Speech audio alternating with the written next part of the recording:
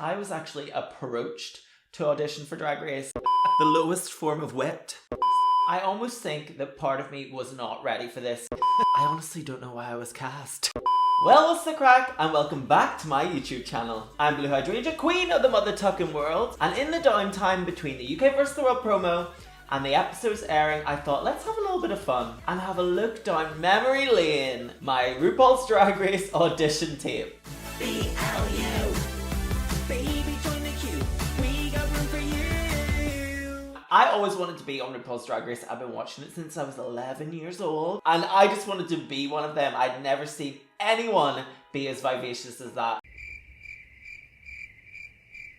So fast forward to 2018, the call went out, and little Josh knew this was his moment. So let's take a look at what I thought was good enough to get me on Drag Race. I'm fun, I'm exciting, and I'm different. Not just me, actually. The production thought it was pretty good too. Thank goodness that I only had to do this once because I know how much of a nightmare these audition tapes are. I already don't know who I'm looking at. That is the face of innocence with a lot of forehead. Look at the graphic design work where I put my little face and name down in the corner to make it look like a confessional. Here we go. Hi, I'm Joshua Cargill. I'm 22 and I'm from Belfast, Northern Ireland. My drag name is Blu Hydrangea, and it comes from the blue hydrangeas that are in my front garden. Sorry, the brows are preened. Girl. Get blue hydrangeas, you have to plant them with a rusty nail. And I just love that story of something turning from an ugly, dirty, rusty nail into something beautiful. That story isn't true. I actually got my name from a twink in Belfast who was a demon twink. So as soon as I could reclaim my name, I did. As a boy, I am quite eccentric and very artistic.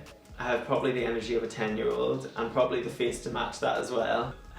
The energy of a 10-year-old and a face to match. Wow. How I wish I still had that. I sleep all day and I look about 30. I am 30. I have to be cheeky and fun in my day job, which is a makeup artist for MAC Cosmetics. Hopefully people would like me. I feel like, yeah, I'm a likeable person. People would say I'm likeable. Wait until they see you after you eliminate the beloved Pangina heels. People would say I'm a nice person, hopefully. Do they? Yes. Even my boyfriend off screen asked if people thought I was likeable. That's love for you, kids. I don't think everyone finds me funny, but I do. Am I competitive? Yes. Okay. I don't know if I was competitive at the time. I did want to be the best in Belfast, but I don't know. I wouldn't say that I'm the most competitive person in the world. I think I just want to be good. I remember when my dad first saw me in drag, he said, as long as you look good and you're getting paid. And that is a philosophy that I have stood by ever since. I have been doing drag for 3 years. 3 years? That's crazy. I'm now in my 10th year of drag. Look, I haven't aged that bad. Dragiversary is around August, so each year at Pride I do a really intricate outfit. I still do this. Every year I create a Pride outfit.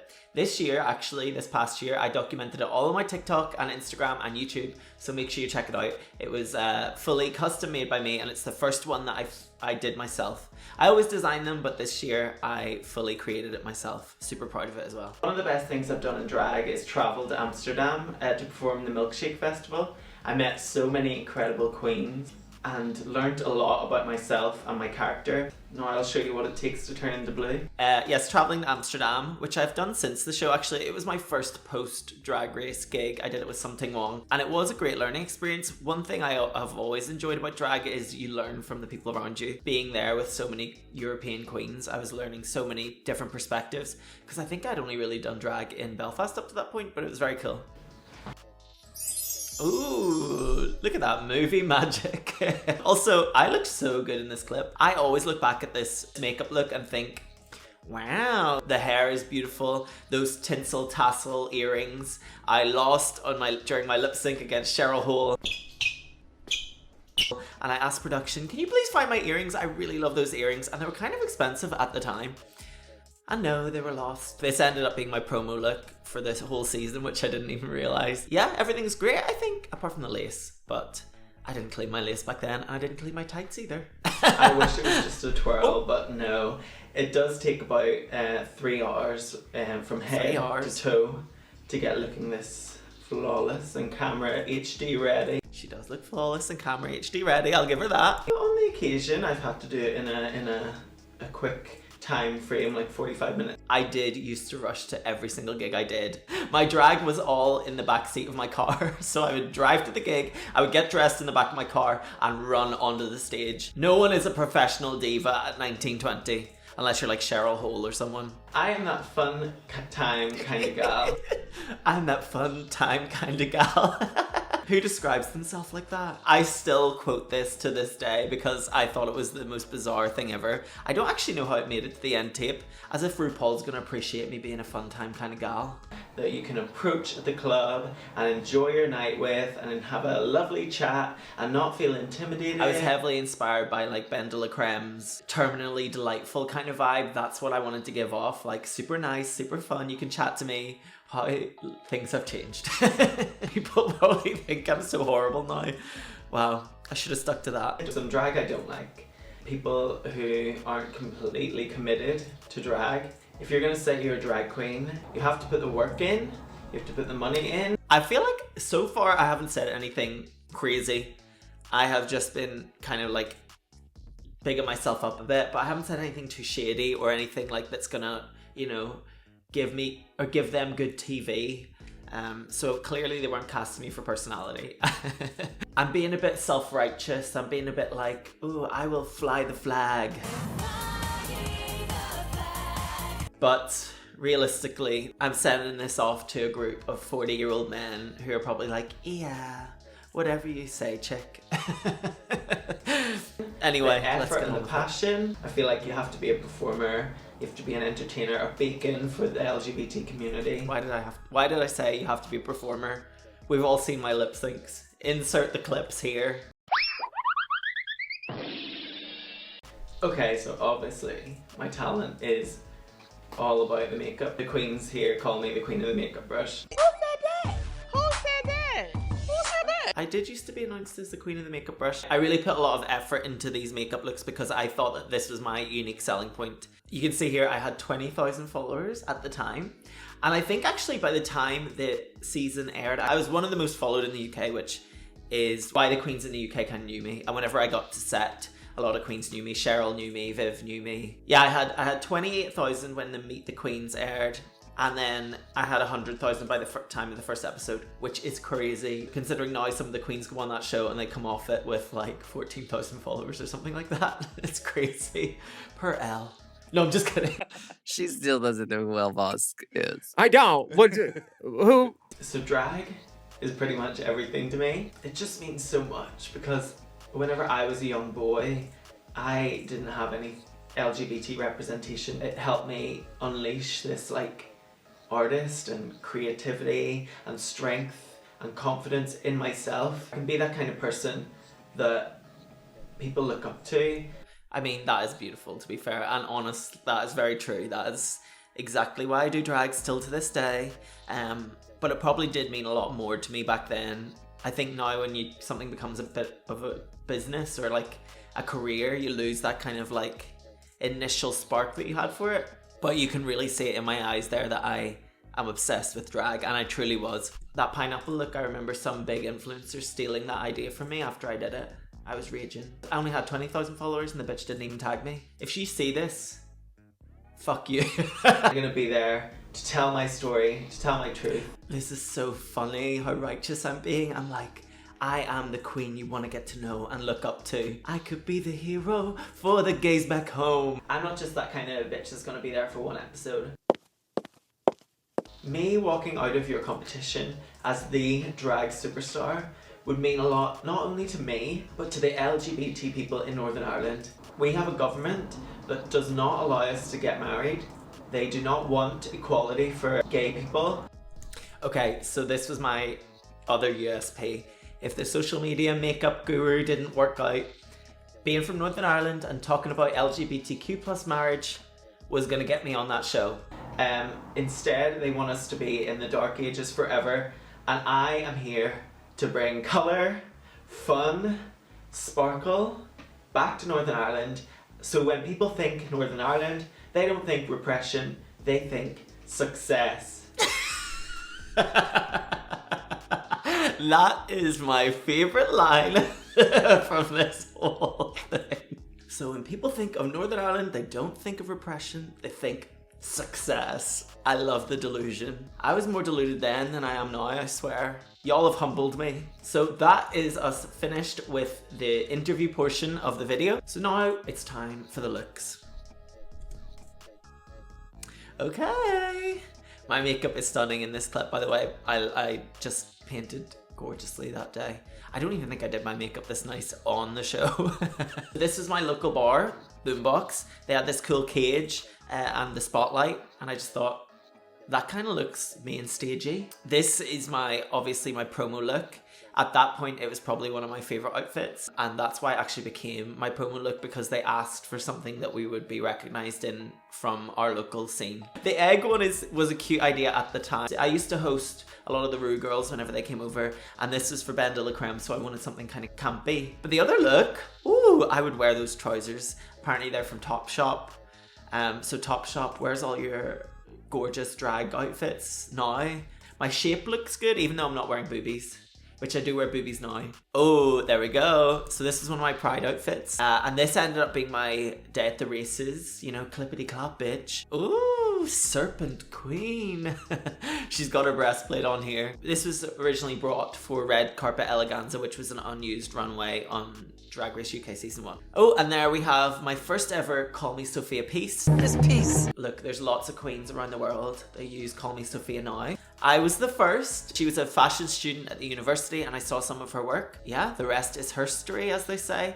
The other side is Doll's Kill, and it is so Blu Hydrangea. That is so blue. I would wear that today. And this was probably the only gown I owned, apart from obviously my finale gown. I remember that I hosted Tatiana in this, and she read me for not having ostrich feathers. Who at 22 or 21 is going to be able to afford ostrich feathers for the entire bottom of a gown? So Tatiana, fuck you.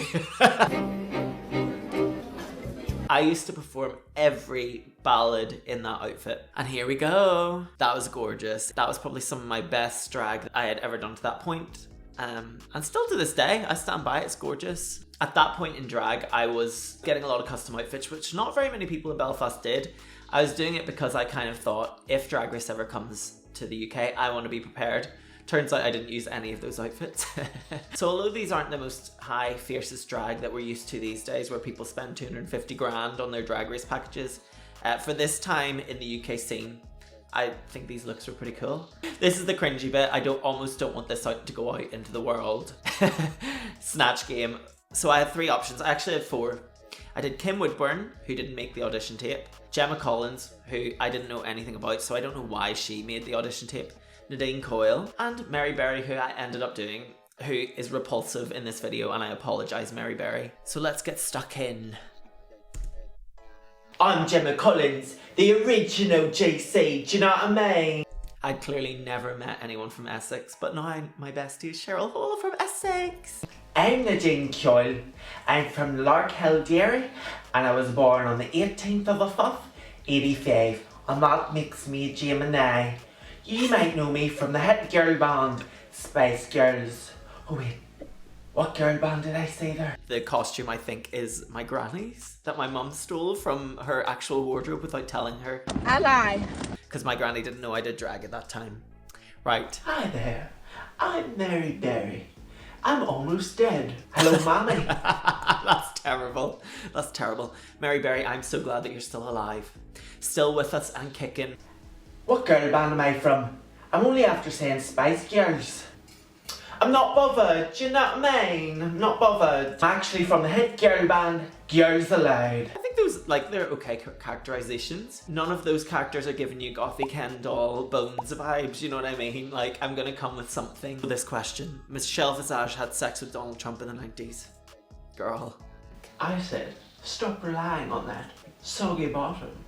My friend Paul Hollywood says, what happens in the 90s stays in the 90s. And apparently there was a lot of cream pieing. Oh, that's disgusting. The lowest form of wit. No, I'm just kidding. I still that kind of think it's funny. My granny and my mummy had to see me do that on national television. That's so embarrassing. Stop relying on that pussy grabbing. Pussy because grabbing. I call the shots And that's me, sound of the underground. That's good. I knew my shit. RuPaul has won so many awards, he's keeping them in Michelle's blank.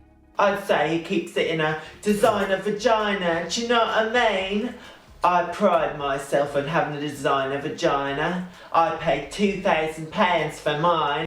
Oh, my Gemma Collins isn't funny, unfortunately. Although I'm yet to see someone do her like really, really well on Drag Race. I think Kitty did well for her, but like it's kind of just her doing herself. I could see someone really eat a Gemma Collins. Is that trifle up there? I think he keeps it in her home flyer. I've heard flyer. RuPaul keeps That's his gross. awards in Michelle's baking tent.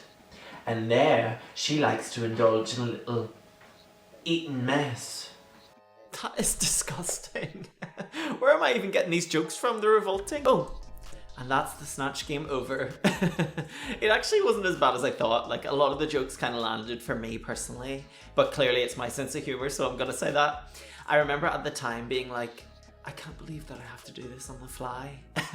Like, when I'm actually there, I'm gonna have to do this, because I think in these takes I was just filming and filming and filming until I said something kind of funny, and then I was able to edit together. I probably also pre-wrote these jokes, if you can believe that. I honestly don't know why I was cast.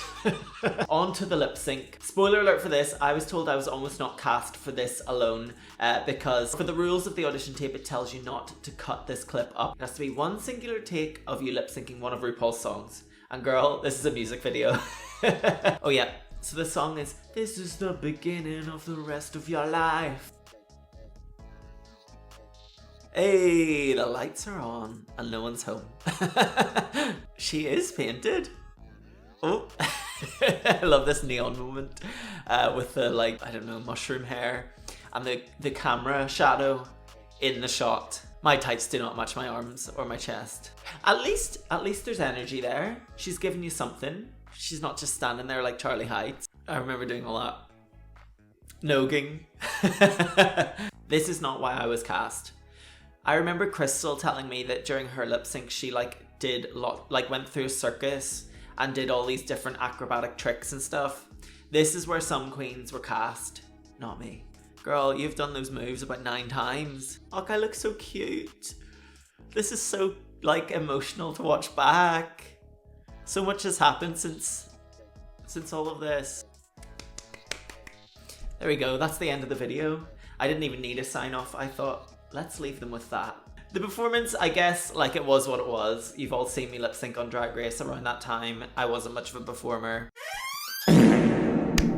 Do you know what's weird? It's that I did used to perform a lot, like maybe 3 or 4 nights a week. But when you get to choose your own song, and you're not in front of frickin' RuPaul and Michelle Visage and Alan Carr, somehow you do lip sync better. Do you know what I mean? The audition tape overall had to be 10 minutes long, and that song alone was like nearly 4 minutes, which is such a big chunk of the video considering I'm a Drag Race UK queen, and as we know, the UK queens weren't known for their lip syncs.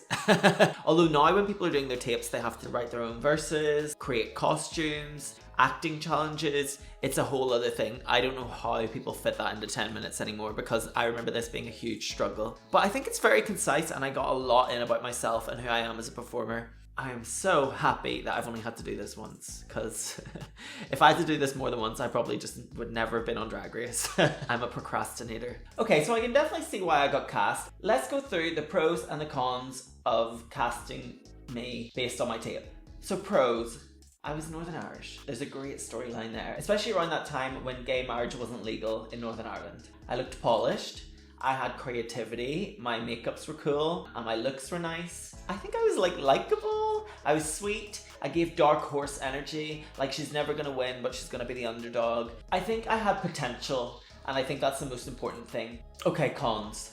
I was a bit shy. I didn't say anything shady, which then I ended up somehow being known for, which is crazy. I hadn't spoken on a microphone before, or done celebrity impersonations or anything like that. My performance was a bit dodgy, let's be honest. I almost think that part of me was not ready for this, specifically the production side. Fun fact, I was actually approached to audition for Drag Race. I got a message on my Instagram to ask me to apply for Drag Race. If you get a message like that from Drag Race casting, you're hardly gonna say no, right? I mean, I was applying anyway, to be honest, but it just solidified the reason to apply.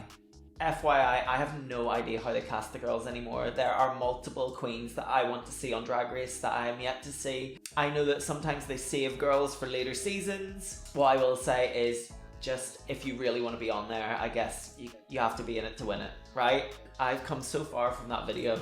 I love looking back at it. It is honestly the start of this whole journey. Would I still be doing drag if I didn't get on Drag Race? Yes, I probably would, because I love drag. And everything that has happened since then has been the best years of my life. And I'm so thankful to World of Wonder, RuPaul, everyone who's been involved, who helped me get to this point in my life. Next week we will have another random video.